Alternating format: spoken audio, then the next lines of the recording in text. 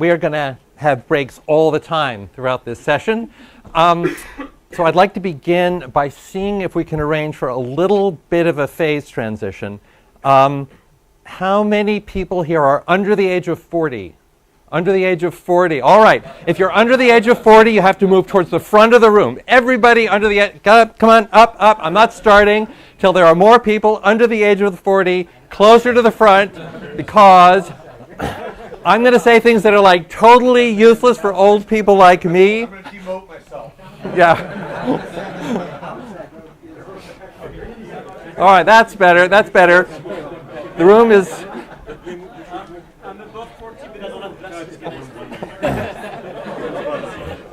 Come on. You can. You're honorary. Harry, you can just demote yourself.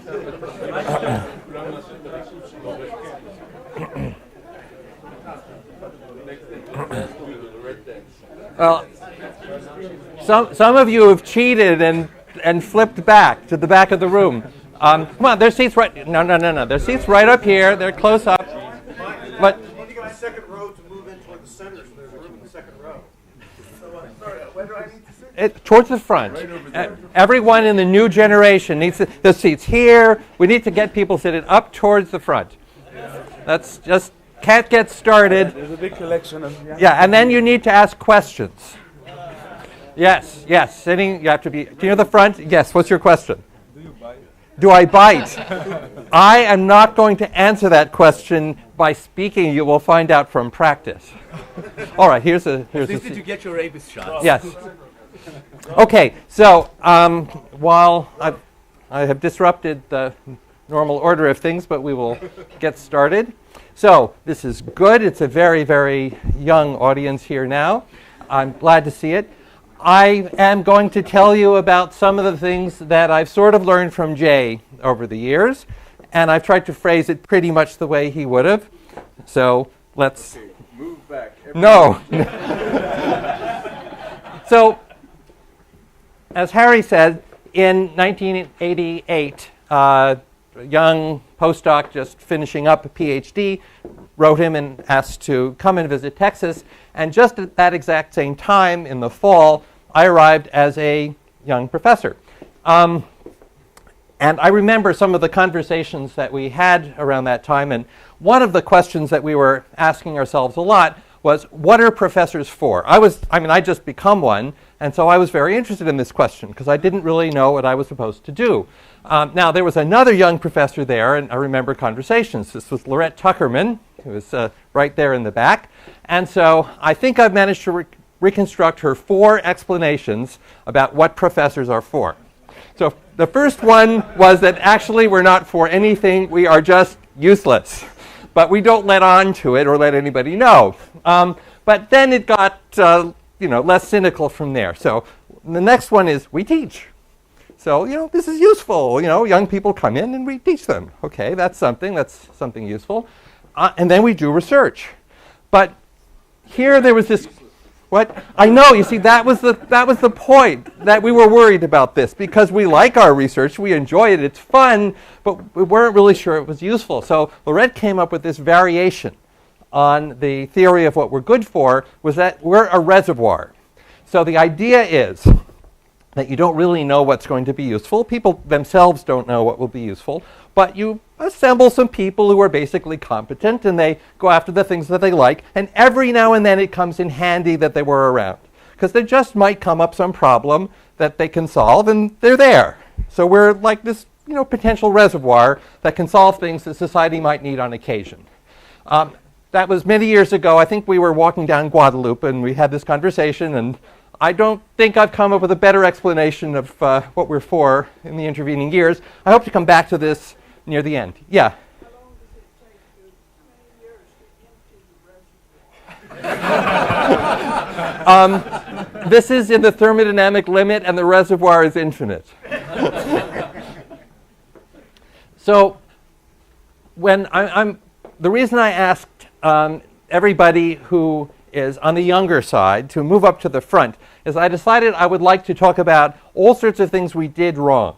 Now, the thing about old people is okay, we did what we did. We're probably just going to keep on making our mistakes, but maybe you can sort of listen to them, and it might help you make better mistakes than we've made. So I'm remembering one of the basic misconceptions that I had when I arrived as a faculty member, which I thought that research consisted in solving problems.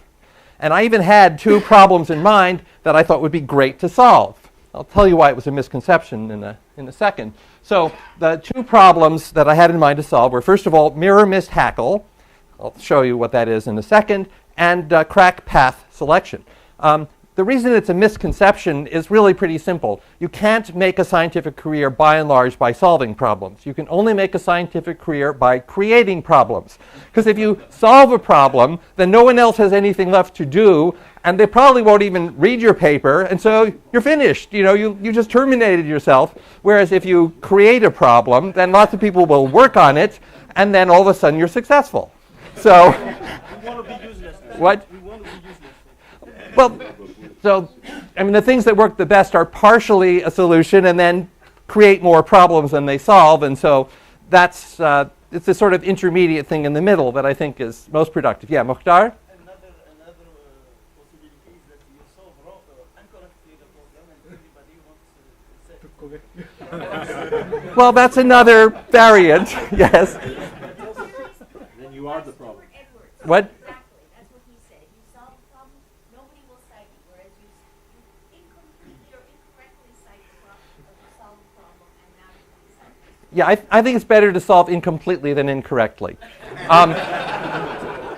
So there were There are the... no politicians in the room because otherwise our budget will be strongly reduced. I will actually get to the question even of budgets by the end. So we're getting there. We are live on YouTube. So mirror mist hackle. I'd been a postdoc previously. Okay, so we are dead. No, we're going to be fine. Yeah, you'll see. So I'd been a postdoc at the University of Chicago, and there was a talk by someone named J.J. Mikulski, and he showed this slide, and I was fascinated by it. The phenomenon that he described was something called mirror mist hackle. He said that if you take a brittle object and you break it, then near the origin of the breakage, there's a place where the surface is mirror-like, and then it's mist-like, and then it gets very rough. And he said, there are empirical relations, but we don't know why this happens. Oh, we don't know why this happens. I'll solve that. So this was, it was a big moment for me. And in addition, I looked through all my textbooks. And apart from a quotation by Wigner from, I don't remember exactly when, the 30s, saying that fracture was a paradigmatic problem in condensed matter physics. It was sort of the characteristic thing that condensed matter physics should solve. I couldn't find any reference to fracture in the physics literature at all. As we will see, I was mistaken, but that was what I found at the time. And so I concluded that no one had ever worked on fracture, and so not only was mirror mist hackle unsolved, but there was this whole territory of breaking things that was an open vista for physicists to look at. And so this was what was going to happen next. There was another problem that I had in mind, which was the selection of crack paths. So actually, Benoit, yes, right back there, Benoit has a poster where you can go and do pretty much the thing which I had in mind. Because I had this vision that I would be giving a talk, and I would take a fracture system, and I would establish some load, and there would be this complicated curvy path, and then time would evolve, and during the course of the talk, the crack would slowly trace out this curve I predicted, and that would be just wonderful, and I would have solved that problem. This was connected to rent-a-wreck. Yeah, well, I had the idea before Rent-a-Wreck. Anyway, I won't mention Jay and Rent-a-Wreck, but anyway, Jay arrived. So I told Jay about all this, and he got very excited, pretty excited, and because you were actually brought to do other things, but you heard about this fracture problem, and Harry was very generous and encouraged you to work on it. And so off you go. And what I recall is that you decided you were going to do a proof of principle experiment, because what we wanted to do was to take some cracks and drive them very slowly down controlled paths. So he went to the next room and he set up a sample with some ropes or something, and then he got some bricks and he started loading them onto the sample. Very carefully, very slowly, boom, it goes. Video camera. You videotaped it? We had a video. Oh yeah, okay. Okay. Anyway, boom once, does it another time, boom. I said, Jay, no, do it slowly. So we put the bricks on more slowly. More slowly. Boom, it goes again. So at some point he comes into my office, Mike, no matter how slowly I do it, it breaks fast. So at least we had the virtue of flexibility in our brains at that point. And so we talked it over, we said, maybe we should study rapidly moving fractures. And this being the Center for Nonlinear Dynamics, this was not so far-fetched as a program of study, so off we went. Now we faced another problem. And our next problem, was that I basically had no money. I mean, I had a startup package, which actually had grown day by day during the recruitment process in a very impressive fashion that Harry had arranged. But this all went to buy chaos, that is to say, the computer that powered the Center for Nonlinear Dynamics. So we didn't really have any money for stuff. So we had to build everything from scratch. So this led to the construction of the Whomper, as it was called, which was a tensile testing machine that was made from scratch. Now, something I didn't appreciate at the time was that the physics department in Texas had a wide variety of resources that we could draw on for free, which otherwise would have been very expensive. And there were actually two.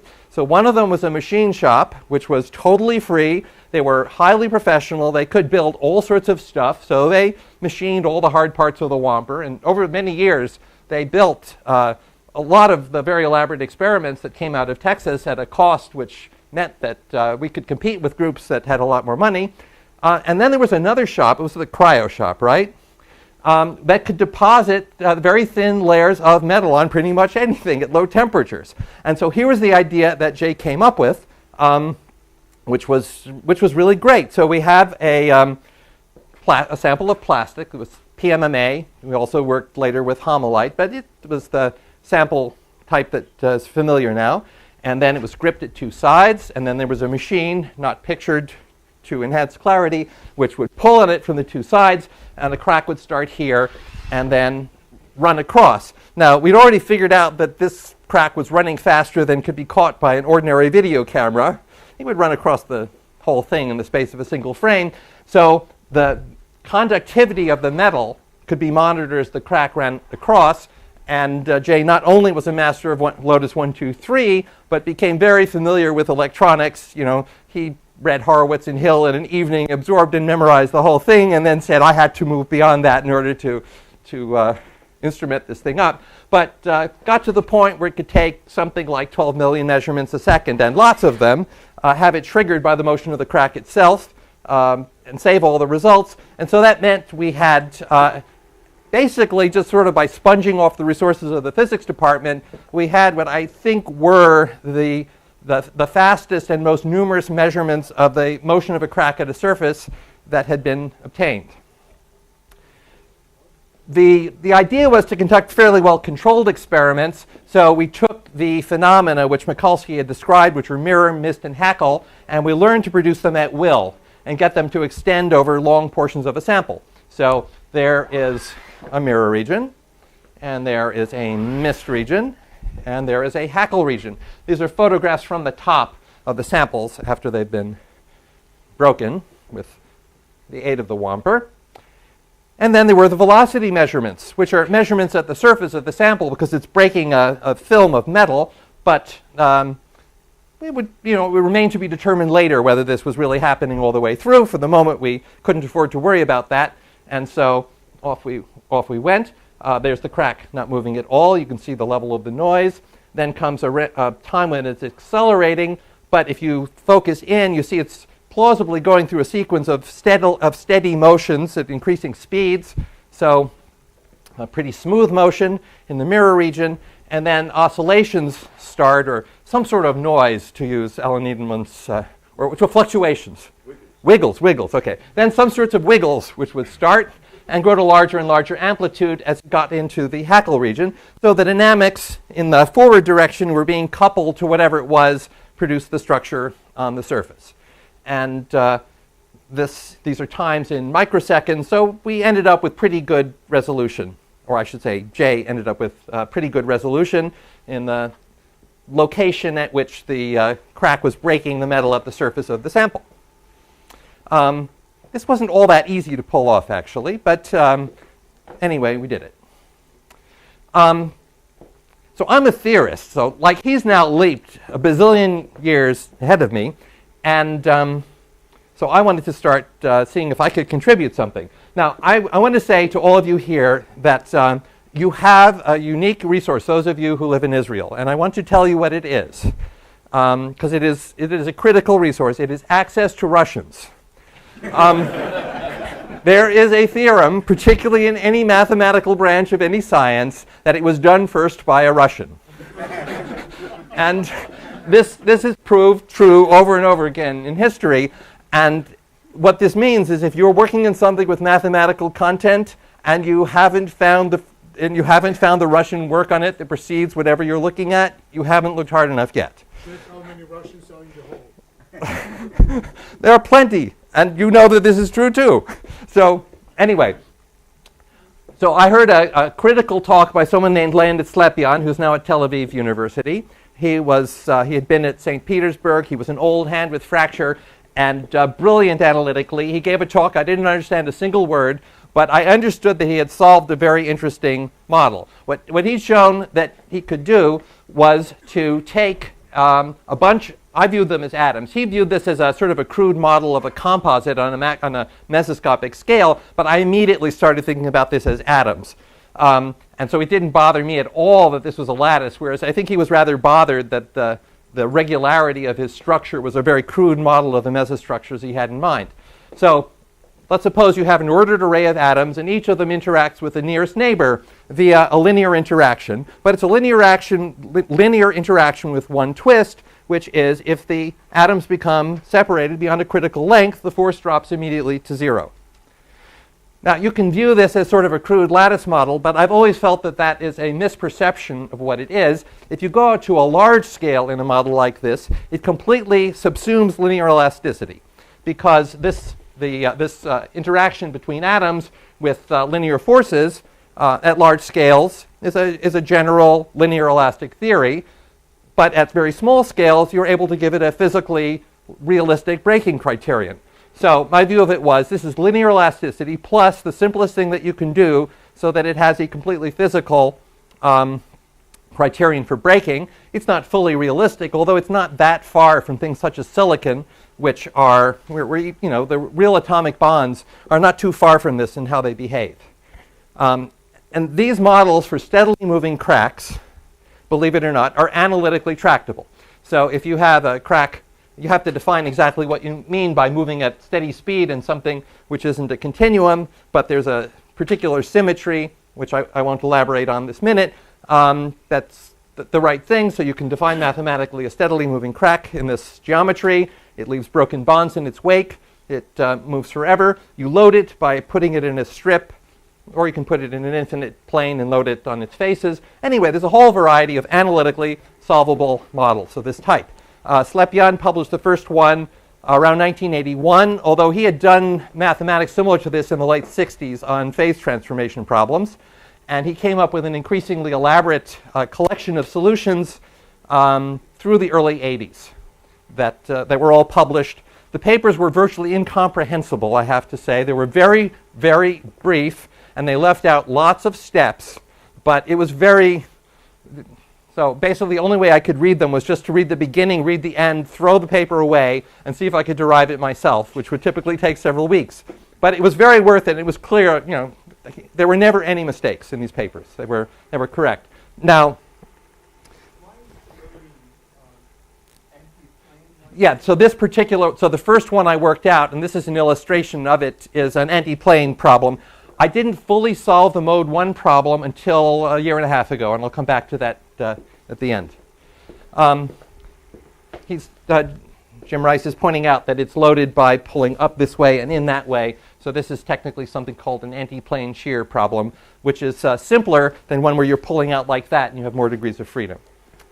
So I started studying this, and although Slepian had shown that these could be solved, he hadn't solved everything about them, and in particular hadn't solved things that we could now turn and ask about in relation to our experiments.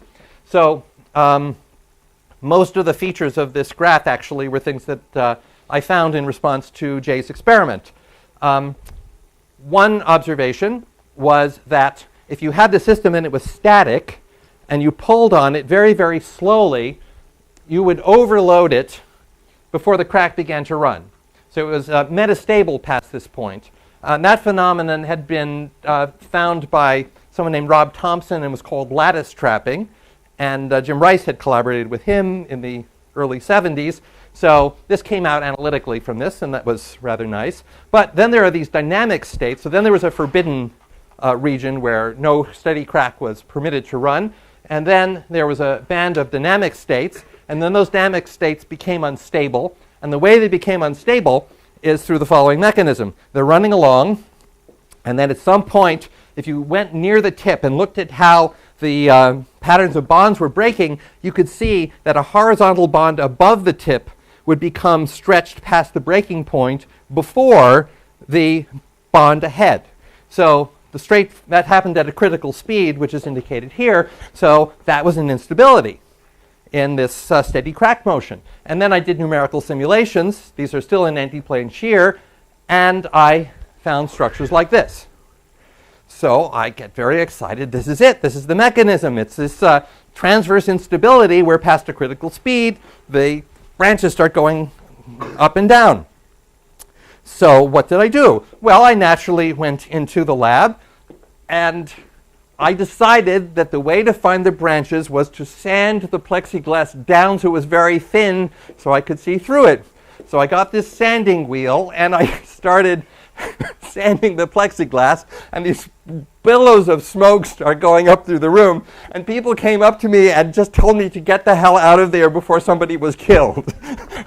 And so next, Steve Gross just took the thing, turned it sideways, and looked under a microscope, and we sketched out by hand what was seen there. And so there are the branches. And I published that in the first analytical paper, but it has all of the characteristics of an experiment pretty much guided completely by a theorist, which is to say it's sort of useless. It's just there, it's just one picture. And it didn't convince anybody of anything whatsoever, like nothing. So it was around this point that Jay came to the Hebrew University, and he started doing this correctly. I mean, actually doing the experiment properly with a little student, a very young fellow. Eran Sharon was the young student. And I think it's really interesting to compare what a properly done experiment looks like in comparison to just drawing one picture of one sample. Yes, there were nice illustrations, and now we have nice transverse photos below the critical velocity, at the critical velocity, and above the critical velocity. But then there was painstaking measurement of a whole variety of physical properties that were all being correlated with each other on a variety of samples. So I'll skip over. There were many, many different ones. I'll just focus on this one, which was the extra surface area due to subsurface structure that you couldn't see as a function of how fast the crack was going. And so you can see that the crack starts at this point generating all sorts of extra surface. So there's this extra surface area, which means extra energy. And now you've actually uncovered a physical mechanism for enhanced dissipation, which leads the crack not to speed up anymore. And so all sorts of things started to click into place so far as the physical mechanism was concerned. A variety of different conditions, seeing that they fall on top of each other. So that was the proper experiment that then began to really elucidate the mechanism. The only thing I can say to my credit here was that I actually did come up with those theoretical suggestive pictures, but it took the experiments to sort that out. So there were at least some additional questions. There are actually lots of additional questions that it raised, but I'll just mention two of them. If you have a complex material with structure at many scales, how do you go about figuring out how much energy it takes to drive a fracture ahead when it can do things such as drive dislocation clouds, create micro branches, induce phase transformations, and everything else. If you really want to carry out the program of physics and compute it, can you do it, or is it too complicated? And there was still the question of what determines crack paths when they branch, and other questions. And both of these are continuing in some fashion to this day. So now I'm going to come to what I think was our biggest mistake, which is, I think, an interesting one. We wrote an article in Physics Today. Remember that? We did indeed. And we are very historically minded. We go back to Galileo. There's Griffiths. We have a broken airplane. It was very good. It was called How Things Break. And I get back a very nice message from Jim Rice. And he said, that was a very nice article, but you should have mentioned Irwin. And he wouldn't have said that if this wasn't something significant. So I started looking into it, and I realized we had actually somehow managed to miss the most significant pre-existing branch of the literature. We knew about it, we knew about the results, but we didn't know about the original papers, we didn't appreciate the history. We basically missed an entire significant episode that had happened about 40 years before. So I want to say just a little bit about that, because actually I think for our community this is one of our characteristic weaknesses. Because there's a phase where it's really good to figure everything out for yourself. I mean, how else can you figure it out? You sit down and you do it for yourself. But I think then there has to be also a corresponding phase where you really try hard to find how it fits into the body of pre-existing work, which may or may not be in the physics community, because we go and work on problems that are all over the place. And there can be all sorts of communities that might have worked on something. They might be in geosciences. They might be in applied mathematics. The literature might be in English. It might be in Russian. And it's hard, and you don't always get it right. But I do think that that's a mistake that I at least have made. I tried to make it less and less after I discovered this. So just a little bit on the previous episode. When the British began commercial aviation in 1952, the first commercial jet was the de Havilland Comet. And a year after they went into service, they started falling out of the sky, completely inexplicably. Everybody died on all of the planes. They had rapidly depressurized. Some of the planes were recovered from the bottom of the sea, and this is one of the segments that was found. So the problem of fracture came to the fore, and there was a beautiful document that was written called Accident Report that described what was known scientifically about the problem, but really just posed a series of problems without being able to solve any of them. And that, in effect, cleared the way for a tiny little company not so tiny, but a small company without much experience in commercial aviation in the northwest of the United States, truly a backwater if there ever was one, a place called Boeing, to bring a master's student from Lehigh University to look into the fracture problem and see if he could figure anything out about it. And what he says is he read every paper on fracture he could find, but none of them made any sense to him except some papers he found by a fellow named Irwin. And so he developed a protocol for Boeing based upon that. There's obviously a longer story to tell here, but this is, I think this is truly a seminal point in the development of commercial aviation and very important for the United States. That's a picture of Irwin. He actually was trained as a physicist, a nuclear physicist, but couldn't get a job, ended up at the Naval Research Labs, and he laid the foundation for the mathematical theory of fracture, starting in the late 40s and still writing basic articles in the 50s. I'll mention a few of the key things that he did. So one of the key concepts that he defined is something called the stress intensity factor. It's a coefficient of a universal singularity that develops outside every crack tip. And so this is a pattern that shields every crack tip. The crack tip doesn't know what it's living in. All it knows is this field, which is a universal form depending upon velocity and some symmetrical aspects of the loading, but not much else. And if you just know that one coefficient and how fast it's moving, you can even figure out how much energy is going to the crack tip. So this is an absolutely gorgeous theoretical construct, and it's also conceptually very, very powerful. Irwin had, I believe, a lot of trouble getting this published, and this article is actually from an Encyclopedia of Physics. So from 1958. So when I thought there was no literature on fracture in physics, I was dead wrong. There was maybe arguably the most important article ever written on it to that point was in an Encyclopedia of Physics from 1958. There was gorgeous experimental work. The technique that we had done, I haven't found, but much more difficult experiments had been done. High-speed photography imaging the stress fields around moving cracks. So the experiments had been done with large arrays of rapidly rotating mirrors that enabled very rapid photographs to be taken, a million times a second to capture not only the location of the crack tip, but the full stress field in some detail. So that's, there was that remarkable experimental work. And there were bodies of this. So Paul Paris, who, well, I've talked to him briefly, but Jim, you were an undergraduate in his first class? Oh, you were senior undergraduate, yeah. He was the intern from Lehigh who went to Boeing, and he worked out a relationship based on the concept of the stress intensity factor. He worked out a rule for oscillating stress fields and how they would make cracks go ahead. It's now called the Paris Law, but he couldn't publish it.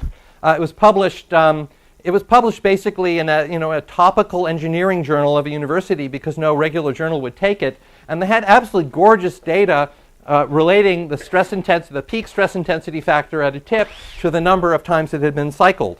So this was a rational basis for predicting failure of materials that had been done, and it eventually became standard, but there was a point not too long before we came in where this was controversial and difficult to publish. So we missed this whole episode, really. I mean, we knew parts of it as established theory, but we didn't really appreciate the whole picture.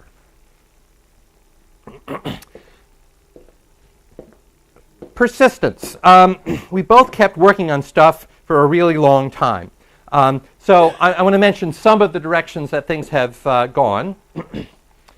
So one of the directions it's gone is into the study of friction, where friction is recognized as a certain sort of fracture problem. Because if you take two interfaces and push them together, then before they start moving, there's a weak interface, but it's like one thing. And then if you slide it and the interface begins sliding, oh, that's like a fracture, isn't it? So Jay's conducted a variety of really beautiful experiments on the dynamics of interface in frictional sliding, finding a whole bunch of stuff, slow sliding and really slow sliding and very fast sliding, faster than various sound speeds. And that's an image from a paper that's, I guess that's 2010. Yeah, I checked the references. It is. Now, one of the experiments that Robert Deegan here. Robert Deegan, yeah. So Robert Deegan, I think, was the first author on this. We found oscillating cracks in rubber, which was they move fast, but they wiggled. So this was very exciting. We never did really manage to explain that. A few years later, Jay found oscillating cracks really pretty similar in gels. So there are those. And as a tribute to persistence, just really a couple weeks ago, a very good theory for this was developed by Ran Buchbinder, Chiyoung Chen, Alain Karma. I forget the other people on the paper, but anyway, look at this. Boom, boom. See that? You don't get much more similar than that. Well, I can't buy yourself a color camera, Jay. Actually, he did that experiment years ago before they were color cameras. So anyway, this problem had actually resisted analysis for quite some time, and I think just this past summer, finally the theory has caught up to the ability of the experiments in that domain. Something else we'd found years ago was that cracks in rubber appeared to be supersonic, and there were two indications of this. One, well, that's how fast they were going, and then the other one is that they had this tip that was shaped like a Mach cone. So I want to say a little bit about that, just because I'll mention a little bit about some of the stuff that I've been doing more recently. This text is a little dense, but let me see if I can explain it. So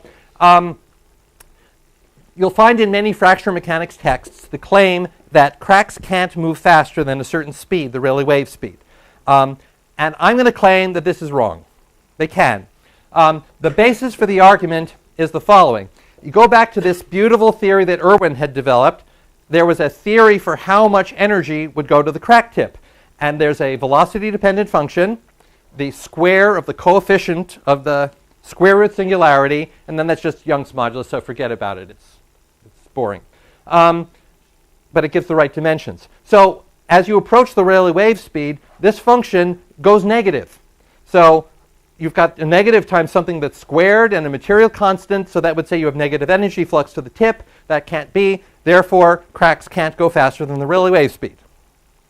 So I say that's wrong, and the basis of this is that when I actually solve for crack motion using these exactly solvable models, they don't care about the Rayleigh speed at all. They just go right through it. And so I will show you, I wouldn't say that what I'm about to tell you is completely finished, but I will just show you pictures of a crack going through the Rayleigh wave speed, totally indifferent to this, and showing you some of the things that happen as it does. So this is work that I did with a student of mine, Chris Bain, about a year ago. And these are just pictures of the energy flowing in the frame of reference of a crack as the crack is approaching. It's probably a little clearer if I show you the profile of the crack tip. So this comes from an exact solution, atom by atom, of complete mode 1 collection of atoms in a plane. The stresses go as 1 over the square root of distance, but the displacements go as the square root. So you look for a parabola, and that's the hallmark of having just a perfectly ordinary fracture. And then these little wiggles are phonons that are excited by the crack because it's living in a lattice. But you can regard this envelope as being the continuum solution. So now let's just keep pulling harder and harder and speeding it up. Okay, so there's the energy flux again. It's pretty. I like it. I don't really know what it means, but it's pretty. So the front is becoming steeper. I'm now at 9/10 of the supposed limiting speed. And by the way, you see that little overshoot? It shoots up over the height that it will have asymptotically and then down again. And we've noticed that Jay has got these photographs of cracks that have that same qualitative feature. They look like little tadpoles. Not sure if it's the same thing, but it might be. Let's keep going faster. So up to 95% of the speed. And it's still looking more or less parabolic. If you go to large enough systems, you can extract a parabola as you go along. Let's keep going up. 99% of the Rayleigh wave speed. You now have to go to a really huge system to extract the parabola. It's starting to look pretty different up here. We keep going. Energy still flowing in and feeding the tip. It's not having any difficulty. 0.05%, 0.5%. It's gotten even more sharply peaked. And now finally we actually hit the final forbidden velocity. The energy flux vectors remain totally smooth. They've just evolved smoothly. And the crack profile, you can no longer extract a square root. But it doesn't care. It's just moved over to a different form. Because this is moving supersonically, it's a total mystery that the crack is coming before it hits, because the waves can't come. So this is an instantaneous change of slope, but it just goes up and down in a smooth motion. So this system at the atomistic level has no trouble figuring all this out. It just does it. It moves smoothly from one to the other. There's a literature saying that supersonic cracks are possible in hypersonic materials, those which have a local sound speed near the tip that's very high. This model doesn't have that. It's just brittle. There's one sound speed, and then the bond breaks. That's it. Nothing else, and there's no trouble going supersonic. Now, you may have more questions about that?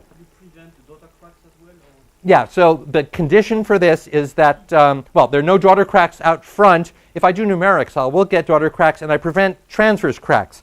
So it seems to me the real condition to get the supersonic thing is that the cracks can't go out sideways for some reason. And I still don't even know why in rubber it is that the sideways cracks are suppressed. But I think that's the physical issue to settle. The Rayleigh wave speed doesn't seem actually to be a barrier. Yeah?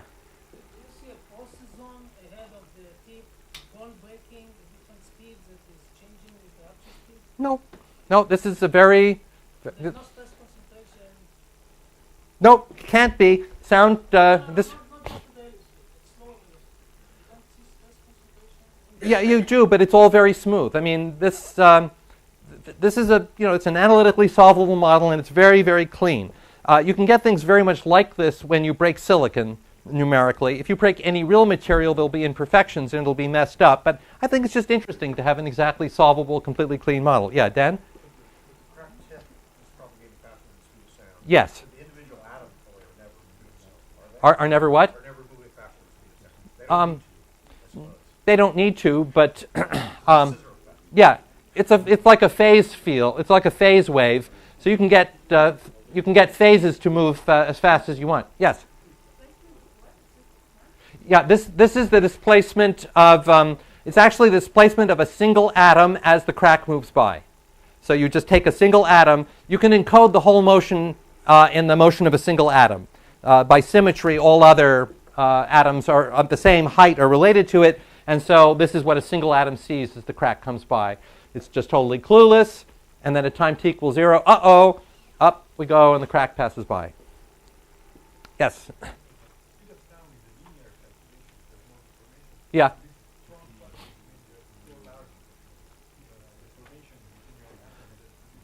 Well, again, the calculation is set up to be completely linear. So if you wanted to do this, for example, in molecular dynamics, you need to do it in the limit where the breaking length goes to 0, so that everything remains quite linear. I'm going to move on because I want to show you a few other things, but I wouldn't say this is completely done. I still have, even as I prepared this talk, I realized I had a lot of questions, and I need to move on quite quickly before any of you think of them, because I haven't answered them all. I want to mention just a little bit about a bunch of, a new area I'm moving into, and I'll really just do this to illustrate some of the questions. I got a hold a few years ago of all the data from all the wells that have been fracked in the United States, basically, and started analyzing them.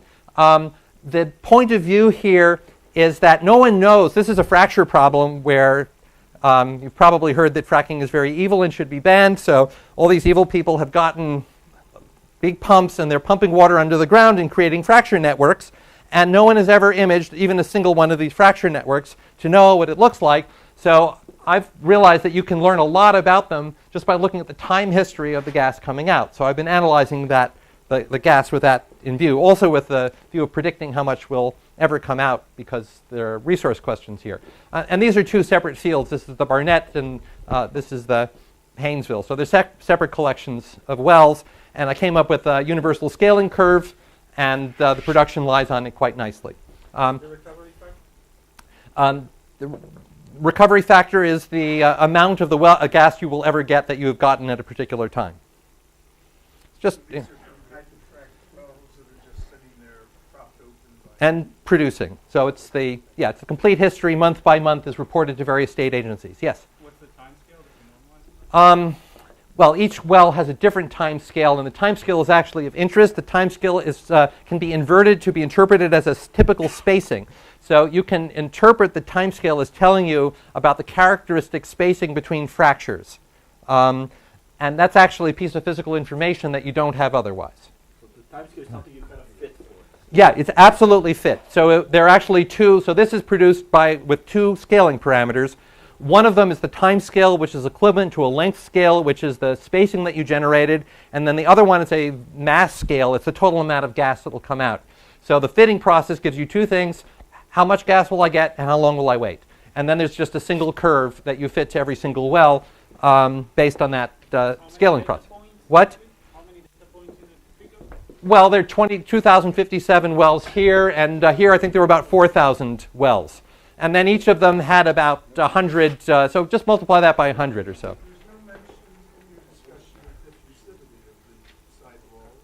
Well, I'll discuss that in a little bit. I'm going to run out of time, but so one of the things I did was to build a numerical model of the hydrofracturing process. So put water into a numerical ground and shove the water in, and then have it fracture and start to get fairly complicated networks of fractures. This is just a tiny one. We've gotten much larger ones. The red dots are isolated bonds that break.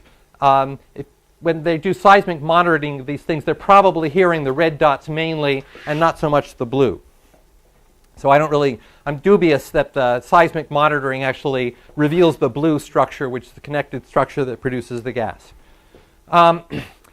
So this creates a question. Let's suppose I have this blue structure, and let's suppose everything outside of it can be treated as a uniform effective medium. What will be the total time history of all the gas coming out? I'm putting out feelers to all Russians. I've solved this problem, but I am sure that a Russian has already solved it, so please can someone tell me? All I'll say about this is that this problem, which is the time history of gas production from a complicated fractal well, can be solved completely in Dirac notation and in terms of lattice Green's function. So that is the formal solution, and the gas production is produced by an integral. It's basically an inverse Laplace transform of a T matrix that you get from Green's functions, that you get from electronic disordered media. So it's really fun, and I will be very sad when someone points me to the Russian paper. What is the fracking history? That's, I think, a very long question. You'll have to explain the question a bit more. I mean, this is all stimulated by fracking. Yeah. And the fracking has some history. Yeah, the fracking has a history, but that lasts. The fracking lasts 45 minutes, and then the well is there for 20 years. So the well doesn't. They keep on fracking. No, they will sometimes refrac, but they're doing it less and less often because it is very expensive and it doesn't always yield economically viable results. So they're actually doing much more infilling than refracking these days, as I understand it. Anyway, that's another sort of thing you could investigate. I just wanted to say that I think, and so this is, I can now solve these problems. Note the time scale. I'm going from 0, I start here at 10 to the minus 10, up to a 10 to the 100 time units, because it's logarithmic at long time. So you need a pretty good analytical method in order to be able to capture the total time history. Jay, as I said, is persistent. He will do experiments to capture the whole time. And then I don't have time to describe them. There are lots more problems. There are problems of multi-phase flow in disordered media. The thing that motivated Saffman-Taylor, they actually worked out in a completely wrong set of limits for the problem that was originally interesting, which is secondary oil recovery. And I've been talking to petroleum engineers for 5 years. It looks to me as if there's a lot of stuff that's open here. There are seminal papers. I didn't want to miss Irwin twice. So in this business, the seminal paper is Buckley and Leverett, 1942. Absolutely brilliant paper introducing a concept called relative permeability, which is now the foundational set of equations for petroleum recovery. There's another paper, not so well known, but very interesting, by somebody named Koval in 1963, which proposes a whole bunch of empirical relations about shoving oil out of the ground that are not really explained.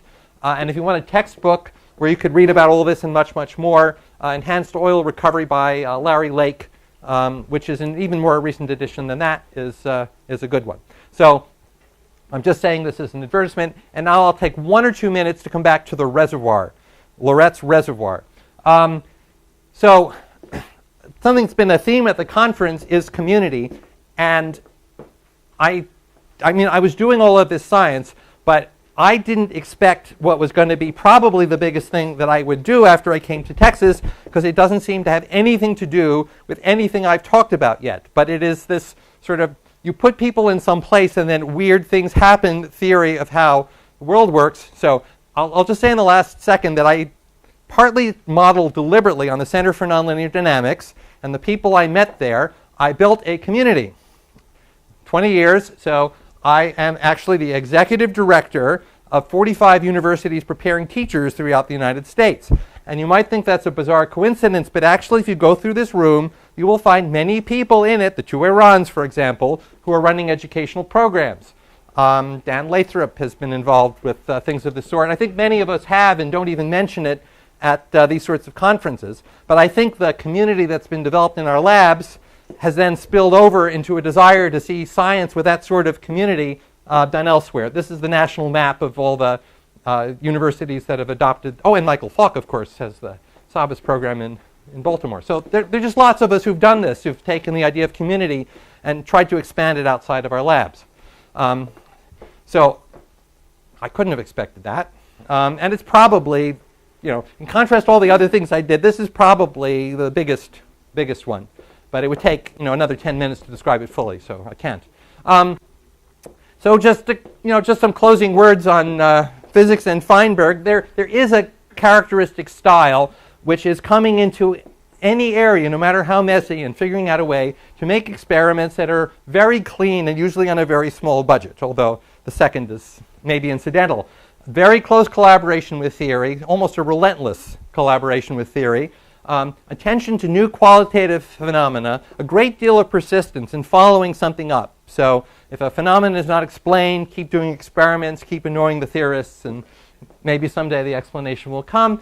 And then finally, this quality that gets mentioned too little, which is the idea of building a community, because a lot of the strength of the science comes from the community relations, and then that community can have its own beneficial results leading outside, such as this conference. So thank you. I think I've run a little over, and if there's any time for questions, I can take them. Otherwise, we'll move on.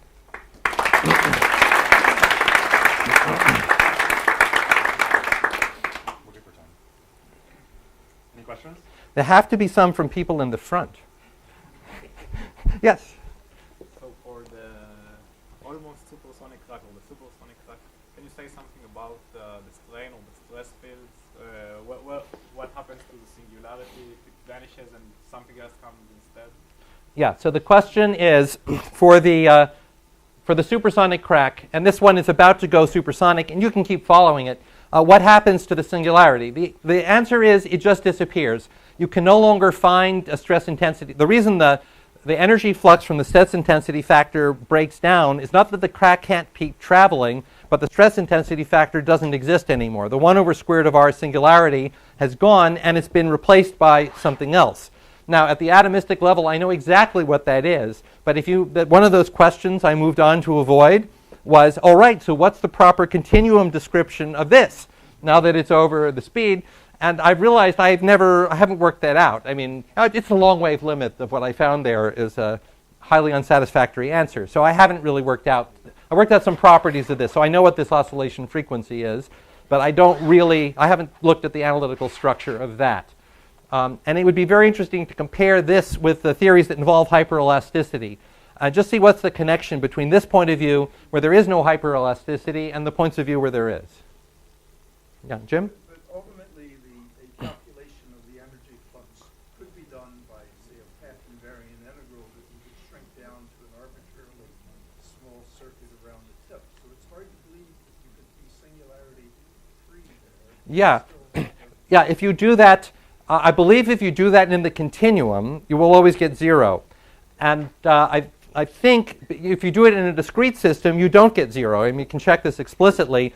So I'm not sure there's a continuum way to treat the energy flux properly. I'm not sure, but it's not clear that there is. Yeah. Yeah, the Mach angle, you can get the Mach angle with a very simple calculation having to do with wave speeds and geometry and the crack speed, and it does come out right. And in experiments too. So both the experiment and the theory get the Mach angle with a undergraduate level calculation, which I've forgotten and I won't reproduce. Yes? What happened to the smaller scale wiggles from the phonons and the trailing edge? Yeah, not making them anymore. The phonons all went away. This is now the energy flux, and you can see there are no small scale wiggles left. Again, because it's traveling faster than a sound speed, it can't excite any phonons anymore. So, go on. Yeah, sure. In this state, how far is the background strain from the critical breaking? Well, so one comment about the whole scaling of this solution. In ordinary fracture mechanics, the dynamics of the crack are set by the total energy in a region ahead of it. So equivalent in the strip by the energy per height in the strip ahead, which is equivalent to the stress intensity factor. But once you start going supersonic, the crack responds to a different physical quantity, which is the strain ahead. And that's now the proper scaling parameter. So I think it's, roughly speaking, managing to steal enough energy just from the bonds right ahead of it, all the way down on a very small scale, that it can just run, and then it's totally indifferent to the height of the system. It doesn't care that it can't bring energy in from infinity because it's stealing it locally. So that was the question. The background strain, how far is it from the bond breaking strain? It hasn't reached the bond. Well, something to keep in mind is that this is very frequently done with weak interfaces. So if you do this with weak interfaces, these may not have a background breaking point. Or if you give it a breaking point, then you stop when you reach it. But you're right, you could reach it, and then everything would break down and need to be done.